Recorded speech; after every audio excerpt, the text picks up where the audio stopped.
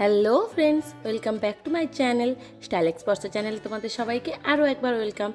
ভাবছো তো আজকে সকাল সকাল সব কাজকর্ম ছেলে আমি পার্সেল আনবক্সিংয়ে কেন বসেছি? সকাল সকাল ঘুম থেকে উঠেই দেখলাম পার্সেল এসেছে, আর মনটা তো খুশি হয়ে গেল, যেহেতু নিজের পার্সেল। এগুলোতে আমার ছিল ডেলি বেসিসে ইউজ করার সব কসমেটিক্স প্রোডাক্ট। এগুলো কোনো অনলাইন অ্যাপের প্রোডাক্ট নয়, এগুলো একদম ন্যাচারাল প্রোডাক্ট।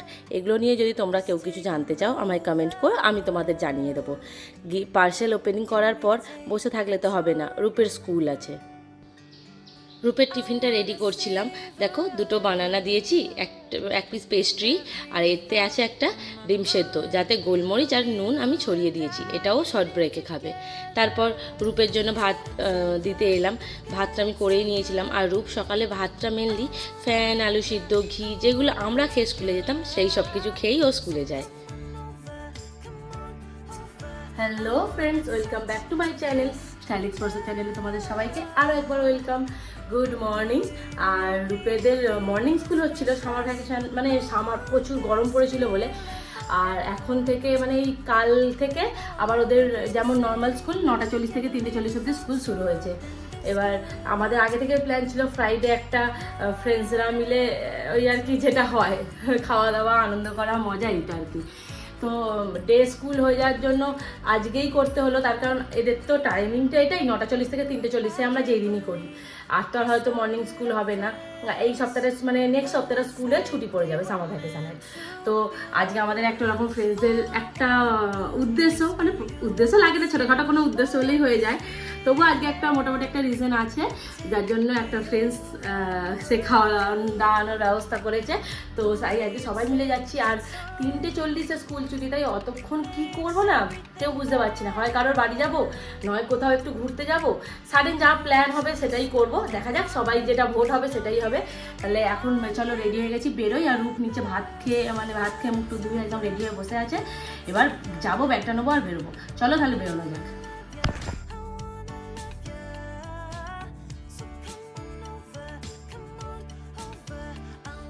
এই যে রূপ রেডি হয়ে এসে বাইরে দাঁড়িয়ে আছে, ও আই কার্ড আনেনি, আই কার্ডটা নিয়ে আমি বেরিয়ে এলাম। আর সেই দিন আকাশটা একদম মেঘলা করেছিল, প্রথমে মেঘলা করে থাকলেও পরে কিন্তু সে তার ঝলক দেখিয়েই ছিল।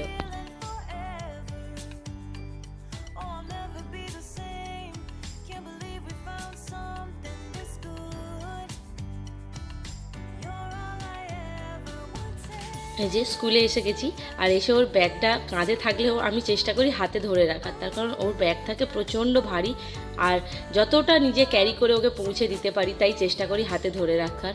ও ভেতরে ঢুকে যাওয়ার পর গেলাম আমি আর ভাই একটু বাজারে, তার কারণ সামনেই একটা স্পেশাল অকেশন বলবো না, সে তোমরা ব্লগ দেখলেই বুঝতে পারবে। নেক্সট ব্লগটা তোমরা ফলো করো। তারপর এলাম বাজারে, এসে প্রথমে নিলাম মাছ, তারপর নিলাম কাঁচা সবজি বাজার। এই সমস্ত কিছু বাজার করে ভাইকে দিয়ে বাড়ি পাঠিয়ে দিলাম। ভাই আমাকে স্কুলে নামিয়ে ও বাজারগুলো নিয়ে বাড়ি চলে গেল, তার কারণ ওই সব কিছুই থাকবে ফ্রিজেতে নেক্সট দিনের জন্য। তারপর আমরা ক্যান্টিনে এসে সব বান্ধবীরা মিলে একটু মজা করে আড্ডা করে চা খেলাম। আর ক্যান্টিনে আমরা পরোটা বানাতে দিয়েছিলাম, সেটা যতক্ষণ রেডি হচ্ছে আমরা বসে বসে একটু চা খেয়ে নিলাম। চাটা খেয়ে বাইরে বেরোতেই দেখি সব বাকি বান্ধবীরাও এসে গেছে ততক্ষণে। তারপর আমরা সবাই মিলে চললাম আমাদের ডেস্টিনেশনে।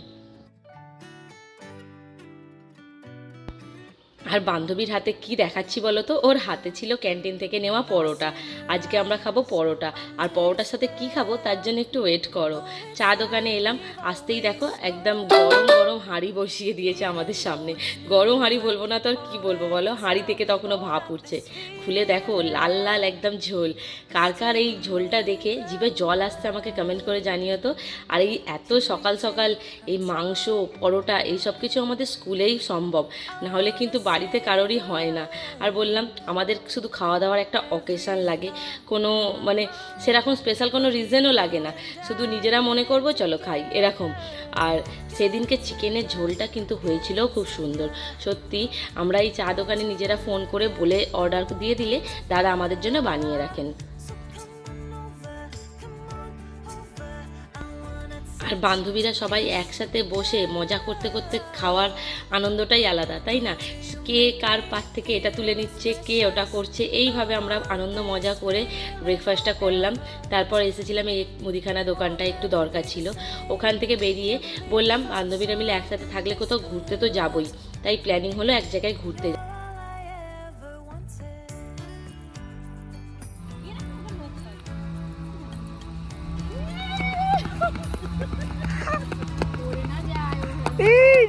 ঋতুদিন ধপধপ করে দৌড়চ্ছে পড়ে। বান্ধবীরা একসাথে থাকলে আমরা নিজেরাই যে বাচ্চা হয়ে উঠি সেটাই বুঝতে পারি না, যে আমরা নিজেরা বাচ্চা না বাচ্চার মা। তারপর ওখানে থেকে আমরা এলাম একটা সাজের দোকানে। এই দোকান থেকে আমরা অনেক কিছু কেনাকাটা করি, মানে আমাদের প্রয়োজনীয় বান্ধবীরা মিলে একসাথে যা কেনাকাটা করি আর কি। সেখানে এলাম, ওখান থেকে বান্ধবীরা যে যার মতো একটুখানি কেনাকাটি করলো। আমিও কী কী কিনলাম তোমাদের বাড়িতে গিয়ে শেয়ার করব। তারপর ওখান থেকে টোটো নিয়ে যেখানে যাব বলে বেরোলাম, চলে এলাম। আর এখান থেকে আমরা একটু কোল্ড ড্রিঙ্কস কিনছিলাম। আর সেই দিন ছিল অক্ষয় তৃতীয়া, এই কাকুর দোকানে পুজো হয়েছিল, তাই কাকু আমাদের সবাইকে একটা করে লাড্ডু খাওয়ালো। তারপর টোটো থেকে নেমে আমাদের হাঁটা পথ।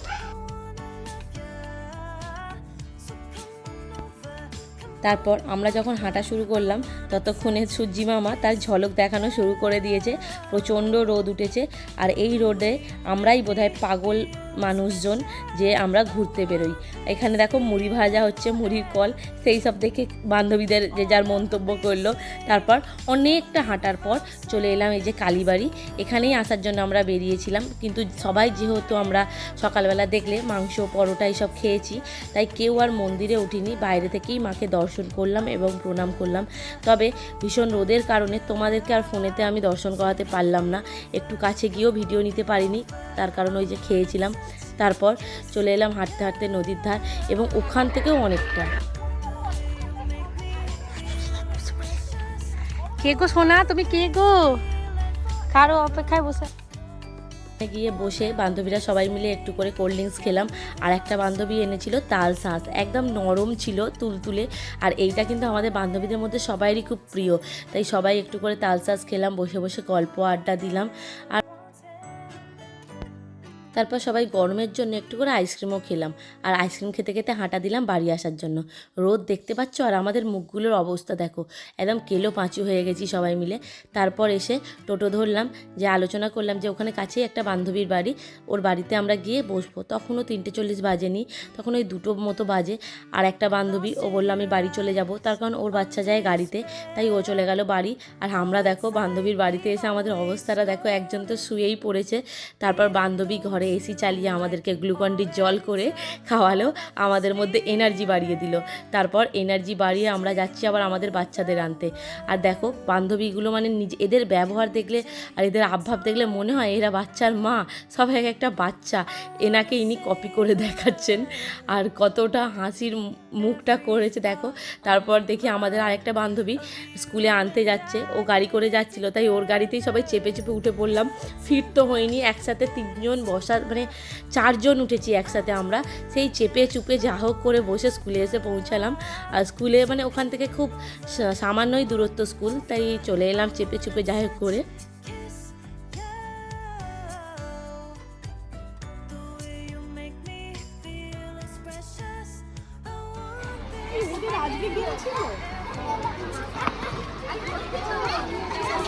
দাও চশমা দাও, ভারী ব্যাগ।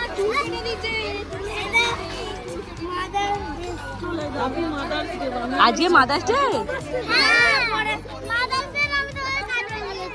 তুমি মানিছ? আজ নয়, কাল মাদার্স।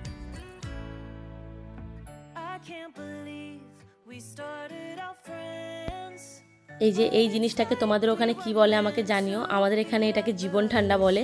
আর রূপ যেটা স্কুল থেকে বেরিয়ে না খেয়েও বাড়ি আসবে না, আর যা গরমটা পড়েছে আমরাই ঠান্ডা খাওয়ার জন্য একটু হাঁসফাঁস করি, আর বাচ্চারা তো করবেই বলো। আর বাড়িতে এসে দেখি আরও 3টে পার্সেল এসেছে।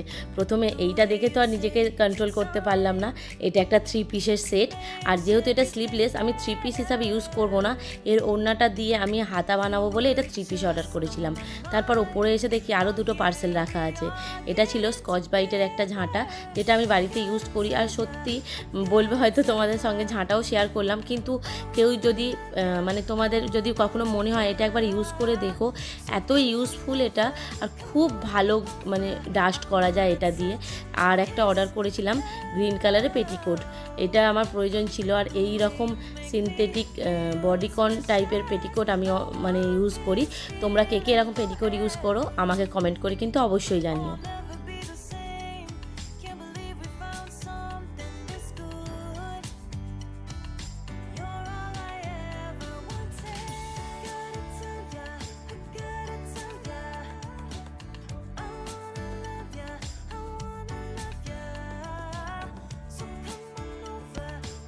তারপর ফ্রেশ হয়ে তোমাদের সাথে শেয়ার করতে বসলাম যে কী কী আমি কিনেছি সাজের দোকানটা থেকে।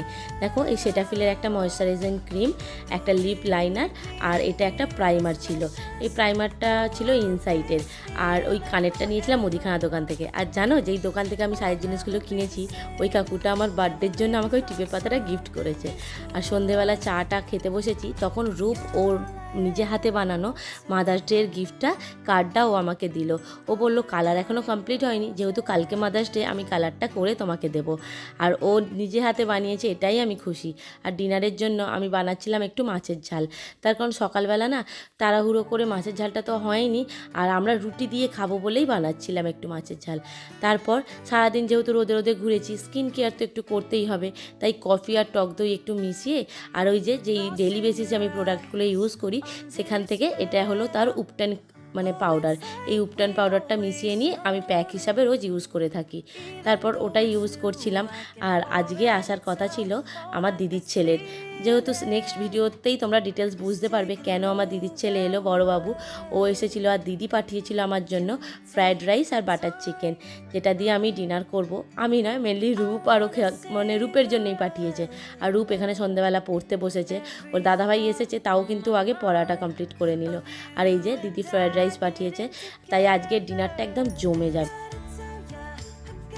আর আজকে যেহেতু ছিল অক্ষয় তৃতীয়া, অনেক জায়গায় হালখাতাও ছিল, তাই মা এরকমই একটা দোকান থেকে আসার সময় হালখাতা করেছিল, সেখান থেকে দিয়েছিল এই লিচি ড্রিঙ্ক সোনপাপড়ির প্যাকেটটা, আর সাথে ছিল পাঁজি ক্যালেন্ডার, আর একটা মিষ্টির আরও একটা মিষ্টির প্যাকেট। যেহেতু অনেকগুলো মিষ্টির প্যাকেটই দিয়েছিল, কিন্তু এই একটা দোকান থেকেই দিয়েছিল। এই সব কিছু দিয়ে ডিনারটা একদম পুরো জমে গেছিলো। আজকের মতো টাটা বন্ধুরা, দেখা হবে নেক্সট ভিডিওতে। টাটা।